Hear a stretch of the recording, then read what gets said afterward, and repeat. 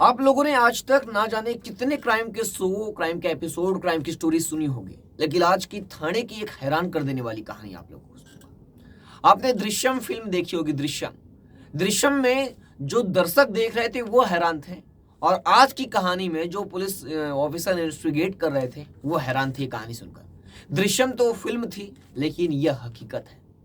नमस्कार दोस्तों, मेरा नाम है ब्रिजेश यादव, फिर हाजिर हूं एक नई कहानी को लेकर। आज की कहानी काफी हैरान कर देने वाली है। कहानी भी हाल ही की है। होली अभी 24-25 तारीख को बीता है, उसके मात्र 20 दिन पहले की कहानी, यानी 5 मार्च की कहानी। कहानी मुंबई से सटे थाने की है। इसी थाने के भिवंडी इलाका है। इसी भिवंडी में एक गांव है, अनगांव। अनगांव गांव। इसी गांव में एक महिला रहती थी, ज्योत्सना सेलार, और उसका पति दिगंबर सेलार। ये दोनों काफी खुशहाल तरीके से अपना जीवन व्यतीत कर रहे थे। हाल ही में इनकी शादी हुई थी। सब कुछ सामान्य चल रहा था।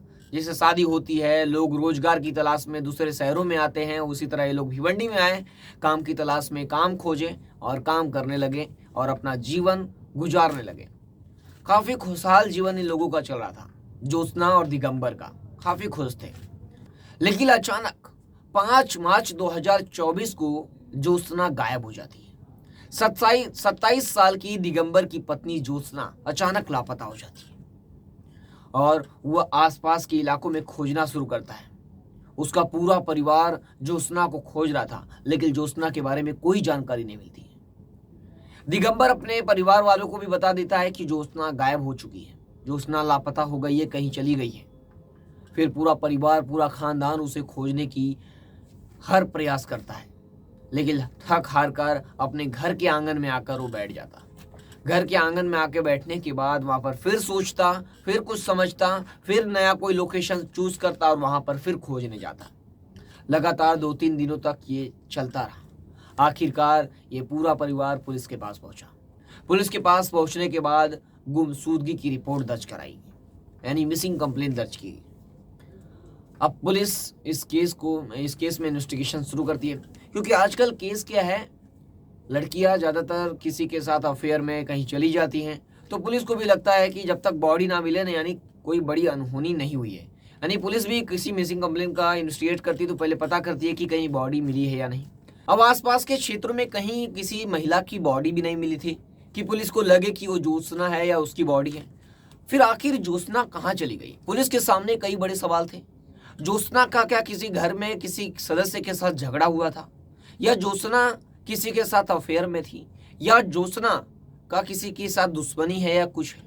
क्योंकि कई मोटिव हो सकते हैं इस केस के पीछे। आखिर 27 साल की एक महिला ज्योत्सना, जिसकी शादी हुई थी, काफी अच्छे से इन लोग जीवन अपना गुजार रहे थे, अचानक लापता हो जाना एक बहुत बड़ी बात थी। अब इस केस में ज्योत्सना नहीं मिलती है, तो ज्योत्सना को खोजने के लिए पुलिस की कई टीमें बनाती है। भिवंडी पुलिस इस केस में इन्वेस्टिगेशन शुरू करती है। अब पुलिस जगह जगह ज्योत्सना की तलाश करती है, लेकिन ज्योत्सना का कुछ पता नहीं चलता है।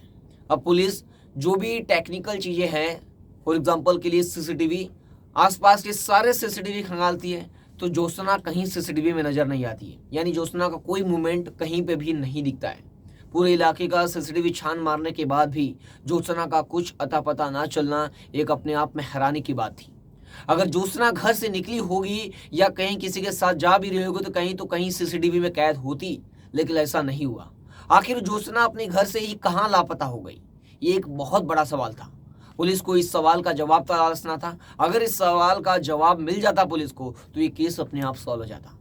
तो पुलिस अब इस केस में इसी सवाल के इर्द गिर्द घूमती है कि आखिर ज्योत्सना घर से ही कहाँ लापता हो गई।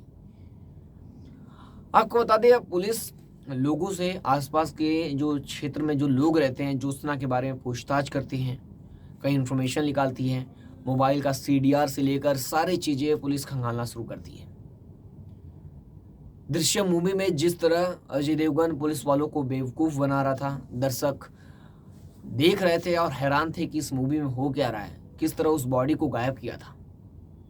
यह हैरान कर देने वाली कहानी आज इस केस में एक सुइटेबल तरीके से बैठती है।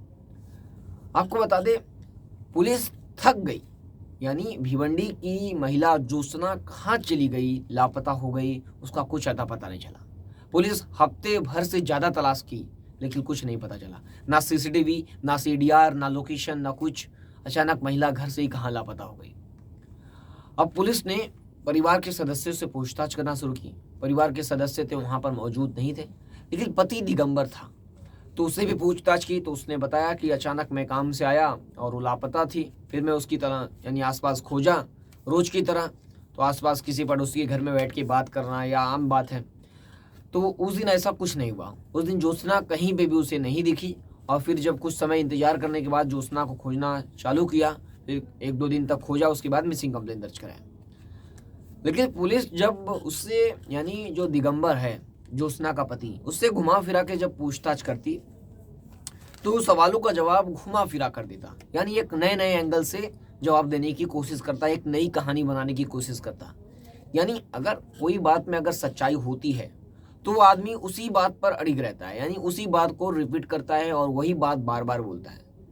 अगर वो आदमी झूठ बोल रहा है तो उस बात को हरदम डिफरेंस रहता है, यानी उसकी बात में हरदम चेंजेस रहते हैं। वो हर बात को बना बना कर बोलता है। तो पुलिस जब उसका स्टेटमेंट लेती है तो इसी तरह का नजरिया सामने आता है कि उसका जो स्टेटमेंट है दिगंबर का, वो बदला बदला सा रहता है। तो पुलिस को दिगंबर के ऊपर शक होता है। पुलिस की एक टीम इसके ऊपर नजर रखती है और बाकी की टीमें इन्वेस्टिगेट कर रही थी। अब सवाल ये था, पुलिस दिगंबर के खिलाफ कोई सबूत भी नहीं था, उसे अरेस्ट भी नहीं करती है, ना हिरासत में लेती है। लेकिन पुलिस के मन में ये सवाल जरूर था कि कहीं ना कहीं कुछ दिगंबर ने ही गड़बड़ किया है। और दिगंबर ने ऐसा क्यों किया, ये एक बहुत बड़ा सवाल था, क्योंकि कोई अपने आप की पत्नी को क्यों गायब करेगा और मिसिंग कंप्लेंट कराएगा, अपने आप में एक बहुत बड़ा सवाल था। अब पुलिस ने क्या किया, दिगंबर से पूछताछ किया, उसका स्टेटमेंट मैच करने की कोशिश किया तो डिफरेंस था। और फिर उसको बुलाया गया पुलिस स्टेशन, दिगंबर सेलार को यानी उसके पति को, और वहां पर बाकायदा फिर से पूछताछ शुरू की गई पुलिस ने। फिर उसी सवालों का पुलिस ने कई घुमा फिरा कर फिर सवाल जवाब किए। आखिरकार वो गलत जवाब जब देने लगा और पुलिस स्ट्रिक्ट होती गई, पुलिस जब कड़ाके से पूछताछ की तो वो टूट गया और आखिरकार पूरी कहानी बताता है। और कहानी काफी हैरान कर देने वाली थी। जब ये कहानी को बता रहा था तो वहां के सारे पुलिसकर्मी हैरान रह गए कि ऐसा भी हो सकता है। कहानी ये थी कि ज्योत्सना और दिगंबर की शादी होती है और ये लोग खुशहाल तरीके से रह रहे थे, सब कुछ अच्छा चल रहा था। धीरे धीरे समय बीतता है। समय बीतने के साथ साथ रिश्ते में कड़वाहट आने लगती है, यानी दोनों के बीच तकरार शुरू हो जाता है, झगड़े शुरू हो जाते हैं। झगड़े भी इसलिए होते हैं क्योंकि दिगंबर को लगता था कि उसकी पत्नी ज्योत्सना किसी और के साथ अफेयर में है, यानी उसका अफेयर किसी और के साथ चल रहा है।